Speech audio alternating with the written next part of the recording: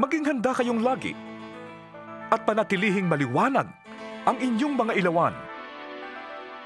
Tumulad kayo sa mga utosang naghihintay sa pag-uwi ng kanilang Panginoon buhat sa kasalan, upang kung ito'y dumating at kumatok, ay mabuksan nila agad ang pinto. Mapalad ang mga utosang aabutang nagbabantay pagdating ng kanilang Panginoon. Sinasabi ko sa inyo, magbibihis siya. Ipaghahanda sila ng pagkain at pagsisilbihan. Mapalad sila kung maratnan niyang handa sila, maging sa hating gabi o sa madaling araw man siya dumating. Tandaan ninyo ito, kung alam lamang ng ama ng tahanan kung anong oras darating ang magnanakaw, hindi niya pababayaang makapasok ito.